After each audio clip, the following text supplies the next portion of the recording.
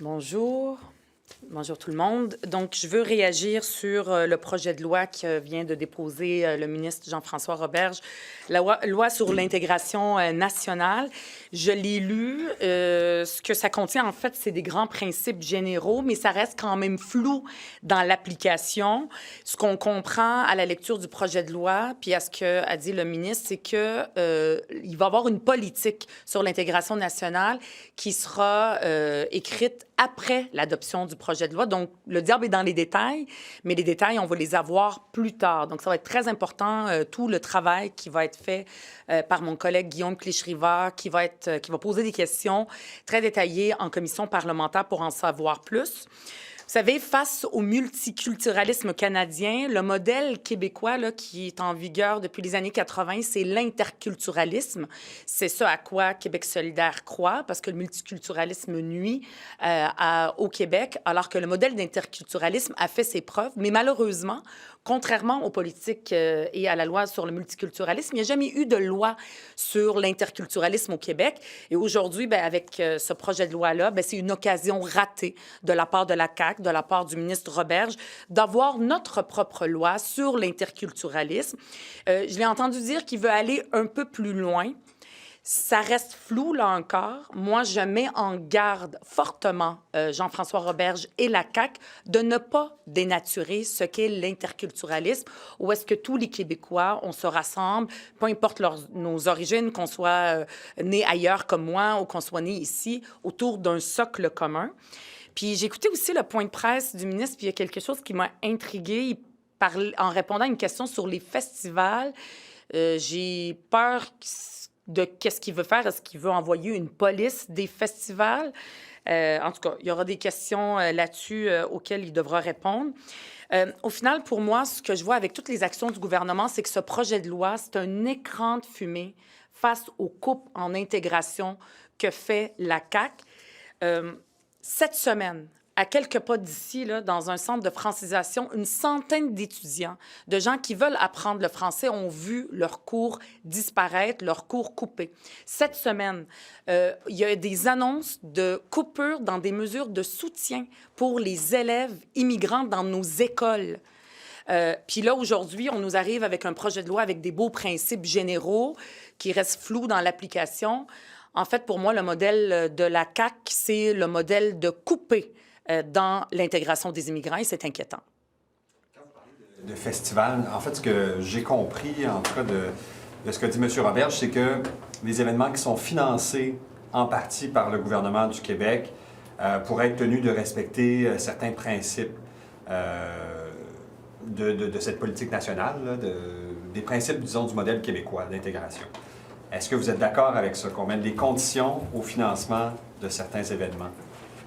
Bien, là, moi, j'entends ça, puis je me mets à la place des gens qui organisent déjà des festivals où est-ce qu'il y a de l'interculturalisme, où est-ce que, par exemple, je pense au festival ukrainien à Rosemont, par exemple. Ça se passe en ukrainien, il y a des danses ukrainiennes.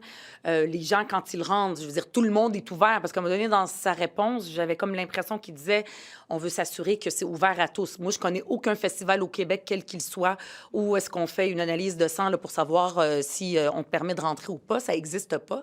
Donc, à quoi il fait référence? Je disais que le diable est dans les détails, c'est important. Comment il va le mettre en application aussi, si les principes sont respectés ou pas? La langue française, elle est respectée. On a la charte de la langue française. Donc, c'est quoi? Il va amener une police des festivals? Je comprends pas ce qu'il veut faire. On oblige des événements à intégrer des éléments de culture québécoise, que ce soit dans la programmation ou dans les services rendus sur place. Est-ce que vous êtes d'accord avec cette idée-là, même s'il reste des éléments précis? C'est-à-dire que les gens, ils sont au Québec, ils vivent au Québec. Ça parle aussi français. Ils invitent tout le monde. On a envie d'apprendre quelque chose sur cette culture-là. Peu importe qui on est, on vient. Après ça, je veux dire, on est Québécois. On est sur le sol québécois. Je mettrais en garde le ministre d'aller dans des détails puis d'aller faire des vérifications sur des choses qui, peut-être que juste de montrer cette culture-là, je parlais ukrainienne, grecque, peu importe, bien, c'est un enrichissement aussi pour le Québec. Il l'a dit que c'est un enrichissement. Donc, qu'est-ce qu'il veut ajouter de plus? Moi, je suis pas capable de répondre à ça. Il faudrait qu'il me dise, y a-t-il un exemple d'un festival qui respectait pas le Québec ou, je veux dire, montrer de la danse puis de la chanson d'une autre culture dans une autre langue au Québec. Puis les gens, entre eux, ils regardent ça, puis ils font des commentaires, puis ils dansent, puis ils parlent en français.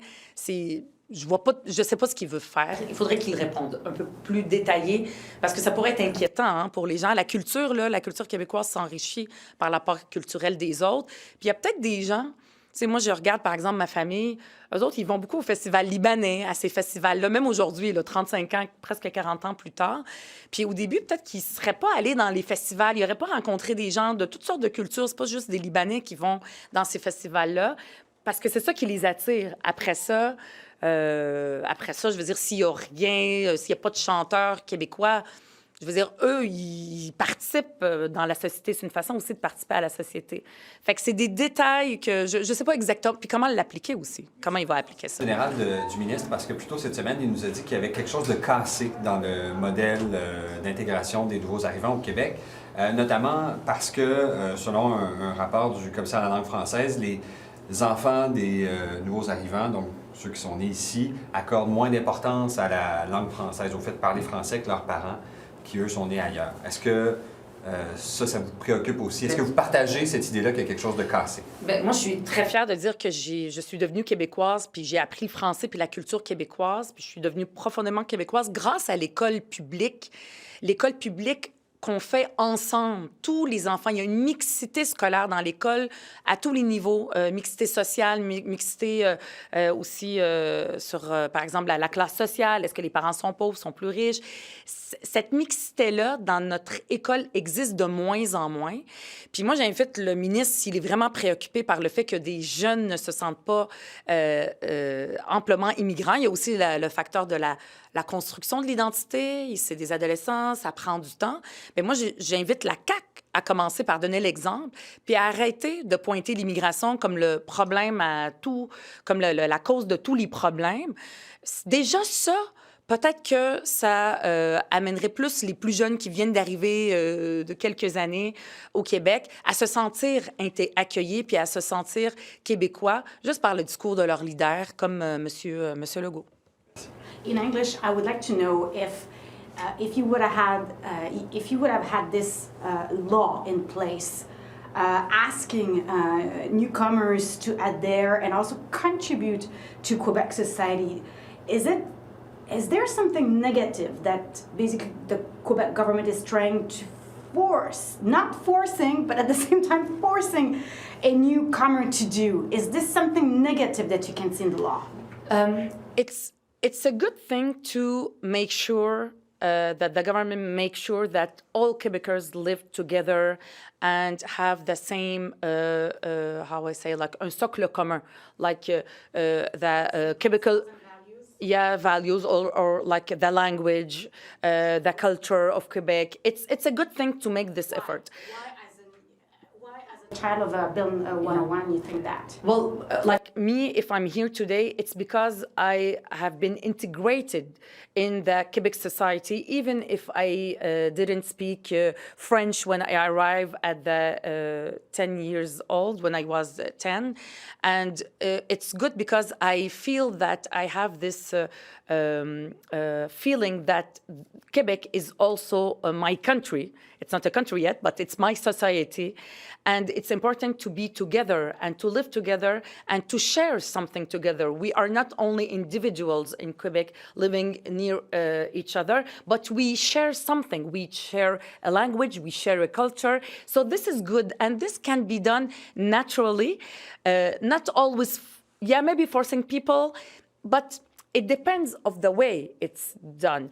For example, in the schools, it's the role of the public school to integrate all students and to have this mixity in the schools. This is a good place to do integration of immigration, not to cut as the CAQ is doing now. Okay, so the CAQ, because there is also the obligation of the government to integrate those immigrants. Yes. So don't you think that the government broke its part of the social contract it wants to put in place? The CAQ is very incoherent about immigration and the integration of immigrants. In one hand, they do a bill with big, good principles, And in the other hand, they cut the integration, they cut the Francization, they cut the support for students, immigrant students in our schools. This model of integration of the CAQ to cut in our public services is very bad for immigrants. One last question.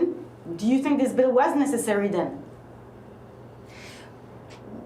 If I read it now, I don't see it as necessary. But what's necessary is that Quebec to have our own model of integration, and this is interculturalism. So to make sure just to define it that we want everybody to share the same values, the same culture, language, and the very best way to do it is in the public schools. The government should stop giving money to private religious schools for beginning and to give it to public schools. The CAQ is incoherent in this field. Thank you.